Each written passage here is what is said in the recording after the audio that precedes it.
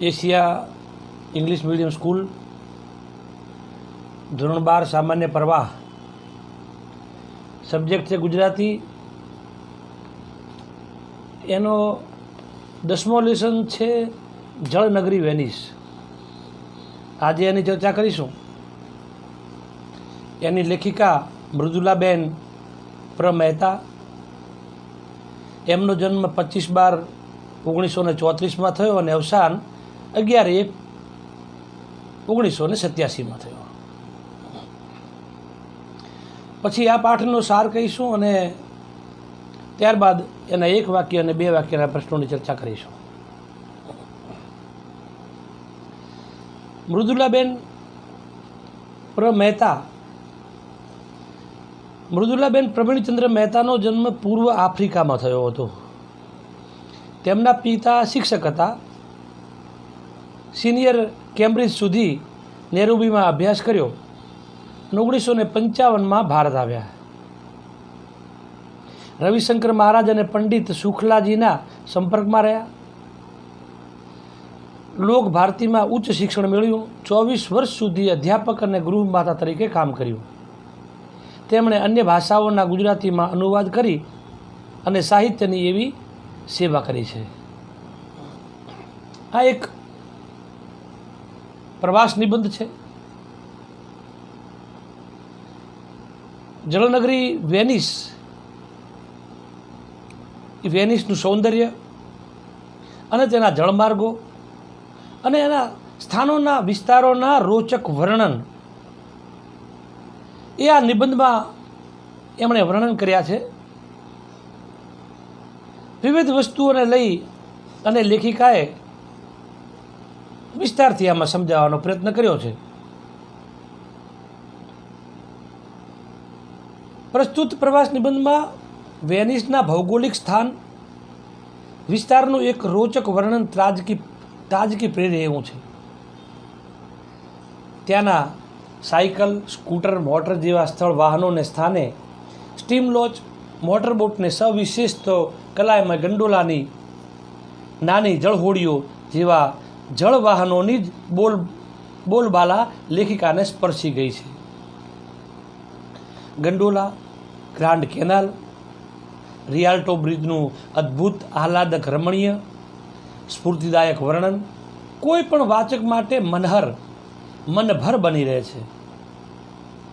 જે ઇટાલીના પ્રાણસમી અપાર સભર સ્થાપત્યથી મઢેલી આ જળનગરી વેનિસ કેવળ સ્થપતિ રસિક સ્કિનરની જ નહીં કિંતુ પાઠકની પણ પ્રિયતમા બની રહે છે. પરમ યાત્રા પ્રેમી રસિકા, શિક્ષિકા, લેખિકાનું સૂક્ષ્મ નિરીક્ષણ અત્યંત ભાવ સમૃદ્ધ અને અનુભવ સમૃદ્ધ બન્યું છે. એ આ પ્રવાસ નિબંધની આગવી વિશિષ્ટ મુદ્રા ઉપસાવે છે. અંગ્રેજી ભાષા સાહિત્યની અપાર પ્રીતિને લેખિકાનો યુરોપીય સ્થાપત્ય અને કલા સાહિત્યના અભ્યાસથી રસાયેલો જીવન રસ સર્વત્ર પમરાટ ફેલાવે છે. જેની શાહિદી એથલોના વીર નાયક અમર પ્રેમીના ચોટલું નિરૂપણમાંથી પામી શકાય છે. પરભાષાના પ્રભાવમાં આવીને સ્વભાષાની ઘોર ખોદનાર એવા આપણા સૌ સાથે લેખિકાની અંગ્રેજી ભાભીના તાતા તીર જેવા આકરા અનુભવ વેણને મૂલ્યની સાથે સાથે સમગ્ર યુરોપીય પ્રજા માનસની સ્વભાષા પ્રીતિની અચૂક નોંધ લેવી ઘટે છે. તો આ જળનગરી વેનિસ યુરોપના લોકો અને તેમની માતૃભાષા પ્રત્યેનો પ્રેમ એ અહીં બતાવે છે. હવે આખો પ્રવાસ નિબંધની ચર્ચા કરીએ. ઇટાલીનું કદાચ જગતનું સૌથી સુંદર અનુપમ લાવણ્ય ભર્યું શહેર તે વેનિસ. જગતમાં આવી જળનગરી ભાગ્યે જ હશે. વેનિસના નામ સાથે શેક્સપિયરનું મર્ચન્ટ ઓફ વેનિસ તાદ્રશ્ય થાય. સાયલોક, એન્ટિયો, બસાનીઓની રંગભૂમિના દર્શનની આતુરતા મનમાં જાગે પોર્શિયાના તેજસ્વી ચહેરાની યાદ આપતું થાય. ટ્રેન આપણને સામા કાંઠા ઉતારે, ટ્રેન અંદર ના જાય, ત્યાંથી આપણે સામે કાંઠેથી આવવું પડે. ગ્રાન્ડ કેનાલમાં બીટ દ્વારા જ વેનિસમાં પગ મૂકી શકાય. એરિયાટિક સમુદ્રના 114 ટાપુઓ પર વસેલી આ નગરી અત્યંત મોહક છે. સાયકલ, સ્કૂટર, મોટર કશું જ વેનિસની ભૂમિને સ્પર્શે નહીં. ત્યાં જળમાર્ગોનો જ ઉપયોગ થાય છે. ત્યાં વાહન તરીકે એકમાત્ર ગંડોલા એટલે સાંકડી સુંદર ઘાટની હોડી. શ્રીનગરમાં ફરતી હોડીઓ વધારે સગવડવાળી હોય અને ગ્રાન્ડ કેનાલમાં સ્ટીમ લોચ મોટરબોટ ચાલે, પણ અંદરના જળમાર્ગમાં તો ગંડોલા જ ચાલે અને એ ગંડોલા જ જઈ શકે. નાવિકો પણ ગાતા અને હસાવતા અને મુસાફરો સંગીતના શોખીન. ગંડોલાની મુસાફરીમાં પુષ્કળ દામ ખર્ચે. મધુર સંગીત તો ક્યાંક વૃંદાવનની જાણે વાંસળીના સૂરો વેનિસ નગરીને ઘેરી દે. વેનિસની ચારે બાજુ કેનાલ ઘૂઘરિયાવાળા કંદોરાની જેમ વિવિધ રંગોવાળી લાઇટો રંગબેરંગી માણેકના 7 સરા હાર સમી દીપી ઉઠે છે. નિજાનંદ મસ્ત સંગીતના સૂરો ઇન્દ્રલોકની યાદ અપાવે. પ્રભાતના સૂર્યકિરણો વેનિસની અપૂર્વ શોભા આપે. નાના મોટા મોજાઓ, હોડીઓ અને હવાની ગુલાબી તાજગી અદ્ભુત આનંદને ડોલાવી દે છે. સૂર્યપ્રકાશની રોશની લીલા પર્ણો પર વરસેલી સુવર્ણ રજ સૂર્યપ્રકાશમાં સમુદ્ર પરથી સફર આહલાદક અને સ્ફૂર્તિદાયક હતી. સમુદ્રમાં જગત પ્રવાસનું આહવાન સતત સંભળાયા કરે છે. જળમાર્ગોની જેમ વેનિસની રોચકતા સ્થાપત્યની પણ છે. સ્થાપત્ય કલા અદ્ભુત નમૂનાથી ભરપૂર છે. રસ્કિન જેવા સ્થાપત્ય કલાના ચાહકે વેનિસની આ કળા પર ગ્રંથ લખ્યો છે.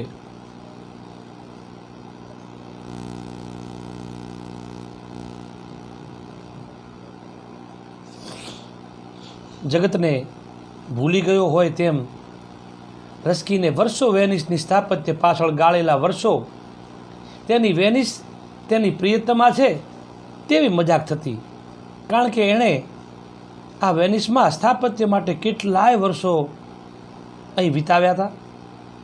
એટલે મજાક એવી થતી કે આ વેનિસ જ એ રસ્કિનોની પ્રિયતમા છે. ઇટાલિયન ભાષામાં ચોકને પિયાઝા કહે છે. વેનિસનો સુપ્રસિદ્ધ ચોક સાન માર્કો પિયાઝા તરીકે ઓળખાય છે. ગ્રાન્ડ કેનાલમાં બાંધેલા ઓવારાથી થોડા અંદરના ભાગમાં આ સુંદર પિયાઝા છે. આખો ચોક મોટી સફેદ લાદીથી જડેલો છે. ત્યાં સરસ બાંધણીના મકાનો, દુકાનો, રેસ્ટોરાં, સંગીતની મહેફિલ, તેમાં ઇટલીના આઈસ્ક્રીમની તોલે તો કોઈ ના આવે. માંસાહારી પ્રજા વચ્ચે ચોકમાં એક ઊંચો સ્તંભ છે. લોકો બધા માંસાહારી છે. આસપાસ પુષ્કળ કબૂતરો આવે છે. બાળકોનું મોટું આકર્ષણ કબૂતરના બિંદાસ્ત વર્તનથી લોકોના હાથમાંથી પણ ચણે છે. યુરોપમાં પંખીઓ બહુ ઓછા છે. પક્ષીહીન પ્રદેશમાં આ કબૂતરોની વિપુલતા સૌને મનોહર લાગી છે. સાન માર્કોનું ભવ્ય એક દેવળ છે. આગલો ભાગ શિલ્પ અને કોતરણીથી સજેલો, સજીવ લાગતા 4 ઘોડાઓ જાણે હમણાં દોડશે.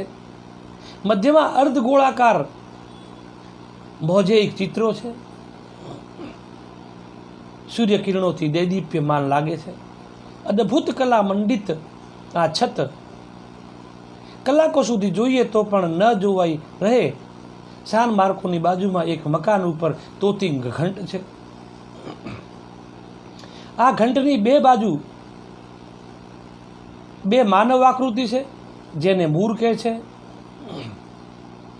આ મૂર દરેક કલાકે ઘંટારવ કરે છે.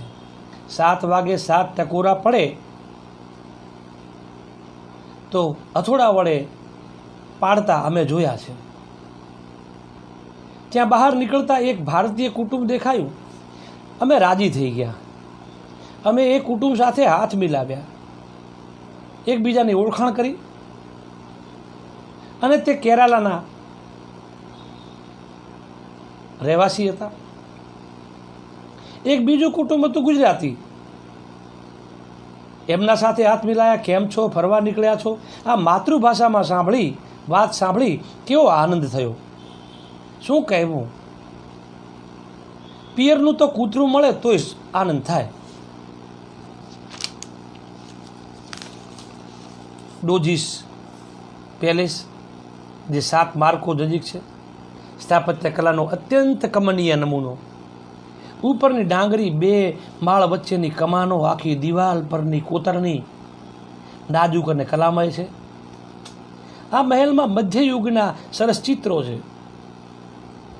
યુરોપના બધા જ સંગ્રહાલયોમાં આ જોવા મળે ચિત્રો, જાણે હમણાં જ રંગ્યા હોય તેવા સરસ ચમકતા. ટિન્ટોરેન્ટો, વેરોનીઝી પ્રખ્યાત ચિત્રકારો ગણાય છે. અહીંના આ મોટા મોટા ચિત્રકારો ટિન્ટોરેન્ટો, વેરોનીઝી, આવા પ્રખ્યાત ચિત્રકારો ત્યાં થયા. મધ્યયુગીન ચિત્રોમાં 40% ઈસુ અને બાઇબલની સુવાર્તાના, તો 40% યુદ્ધના, અહોજનોના અને ચીર યુદ્ધ સરદાર. આ બધો માલવા એક અઠવાડિયું જોઈએ. ઇટાલી કલાભૂમિ છે. સ્થાપત્ય, સંગીત અને ચિત્રકલામાં તેની પાસે વિપુલ સંપત્તિ છે. સામે બેસીને પોતાનો સ્કેચ દોરાવનારા ઘણા હતા. એક સુંદર લાવણ્યમયી યુવતીનો આવો સ્કેચ અડધા પોણા કલાકમાં દોરતો અમે જોઈ લો. આમે વેનિસ, ડેસ્ટેમોના અને એથોલાની પ્રેમ કહાની, અને એ એની પ્રણય ભૂમિ છે. મહાકવિ શેક્સપિયરની આ અમર શોકાંતિકાનો અંત સાયપ્રસમાં છે, પણ પ્રારંભ પ્રણય ભૂમિ વેનિસ છે. એકવાર મુંબઈમાં ઓથેલો ફિલ્મ જોવાની તક મળી ગઈ. તેના ભાવવાહી દ્રશ્યો એક પછી એક મના ચક્ષુ સમક્ષ ઉભરાવા લાગ્યા. શંકાનું વાદળ ઊભું કરતો યાગો, તેના ક્રૂર ખલપાત્ર, જગત સાહિત્યમાં કદાચ બીજું નહીં હોય. છેલ્લે રૂમાલની સાબિતી પર શંકા દ્રઢ થતાં એપોલોના પ્રણય લીલા અંતરમાં તૃમૂળ ઘમાસાણ ચાલે છે. અત્યારે પ્રતિક રૂપે પ્રચંડ સમુદ્ર તાંડવ મૂકી ફિલ્મી કલાકારોએ અદ્ભુત સૂઝ દાખવી છે. તે અદૃશ્ય ન ભૂલાય તેવું છે. એથોલો જેવો વીર થોડી ગફલત અને ઉતાવળમાં તેણે હરણી જેવી તેની પ્રેમિકા નિર્દોષ અને પવિત્ર ડેસ્ડેમોનાની હત્યા કરે છે. છતાં આપણને તેને માફ કરીએ છીએ. તે પોતાનું બલિદાન આપે છે, તેને સત્ય સમજાય છે. આ અંતમાં એક અમર પ્રેમી બની જાય છે.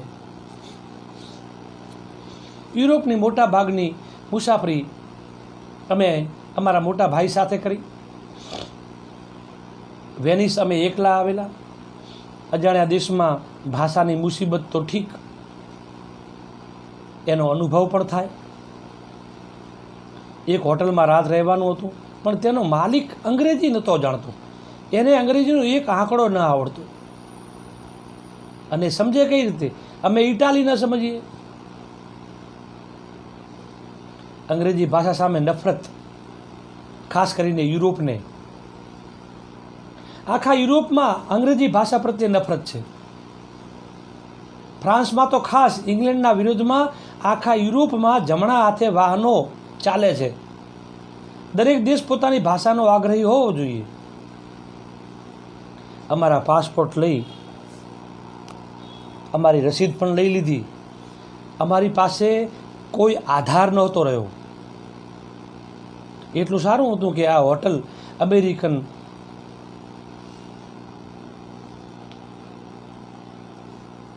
દ્વારા બુક કરી હતી. દુર્ભાગ્યે હોટલ અંદરના એક ખૂણામાં હતી. ચીવટપૂર્વક રસ્તો ધ્યાનમાં રાખ્યો હતો. ત્યાં નજીકમાં એક પ્રદર્શન હતું. મોડી રાત સુધી ગ્રાન્ડ કેનાલમાં દીવાઓના પડતા પ્રતિબિંબની અનોખી રંગછટા નિહાળી અમે પાછા ફર્યા. તે નિશાન શોધતા આગળ વધ્યા. કંઈ કેટલું ચાલ્યા, નિશાન મળે જ નહીં. પ્રદર્શન ઉઠી ગયું હતું. નિશાનીઓ ગાયબ થઈ ગઈ હતી. લોકો ભાષા સમજે નહીં. અમને ગભરામણ થઈ. હવે અમને હોટલ મળતી નહોતી. એક બહેનને વાત કરી. તેણે આખું વર્ણન કર્યું અને કાગળ ઉપર લીટીઓ દોરી. અજાણ્યા મુસાફરો માટે આ બહેને થોડી તસદી લીધી અને ચિત્રો દોરીને સમજાયું. તેનું પ્રેમાળ મુખ અમને સદા યાદ રહેશે. પરંતુ અમે હોટેલ પાસે આવીને એ ચિત્ર પ્રમાણે આવીને ઊભા રહ્યા. એક ભાઈને એડ્રેસ પૂછ્યું. અમે ખરેખર હોટલની આગળ જ ઊભા હતા. પેલા ભાઈએ નાટકીય ઢંગથી સામે હોટેલનું નામ બતાવ્યું અને તે ચાલ્યો ગયો. લારીવાળા પાસે ફળ લેવા ઊભા રહ્યા. તેણે કહ્યું, તમે અંગ્રેજી જાણો છો? તેણે કહ્યું કે તમે ઇટાલિયન જાણો છો? તમે ઇટાલિયન બોલો તો હું અંગ્રેજીમાં બોલું, એવું લારીવાળાએ કહ્યું. ને ભાગ્યું તૂટું અંગ્રેજી જાણતો હતો, પણ માતૃભાષાનું કેટલું ગૌરવ છે. પણ ઘણા શહેરોમાં અંગ્રેજીમાં વાત કરવામાં ગૌરવ અનુભવે.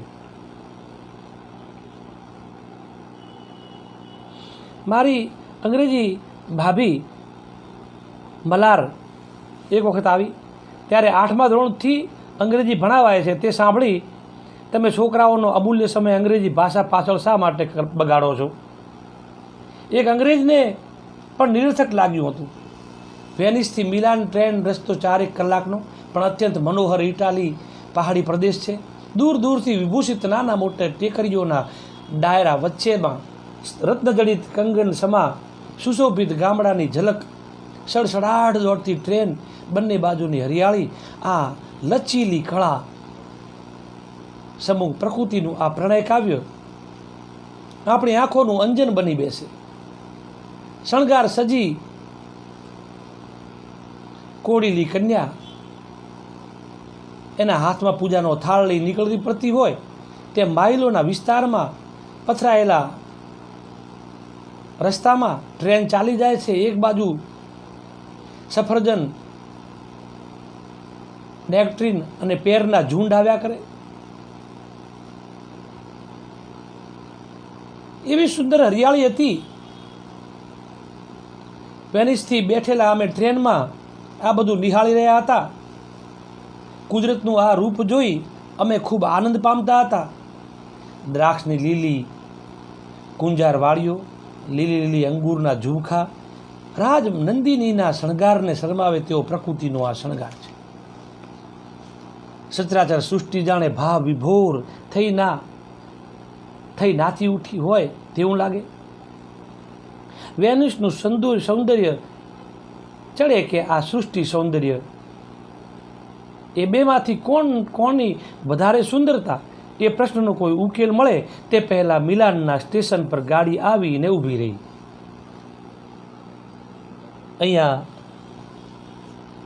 લેસન પૂરું કરીએ છીએ.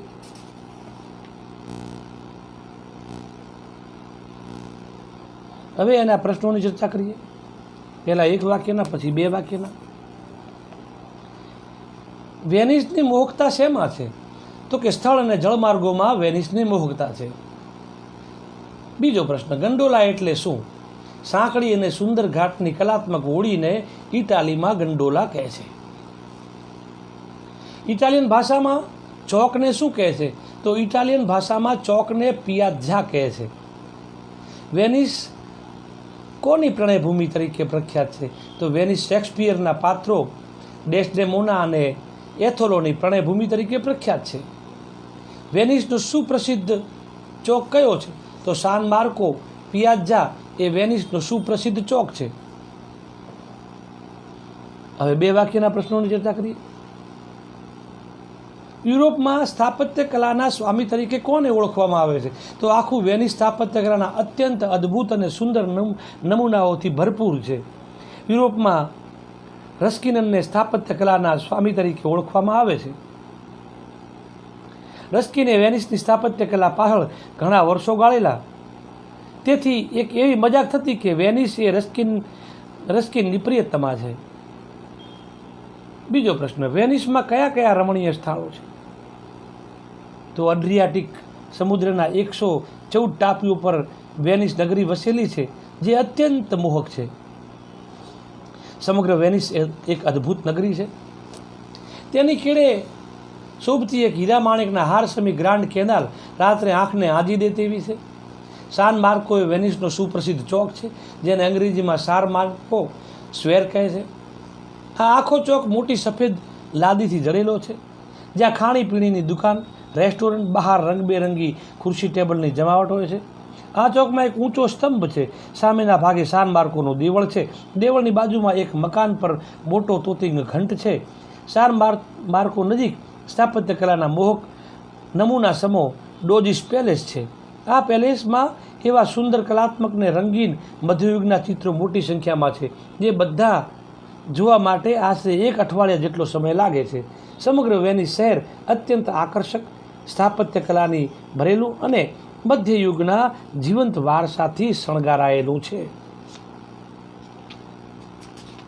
હવે છેલ્લો પ્રશ્ન, ત્રીજો પ્રશ્ન ચર્ચા કરીએ.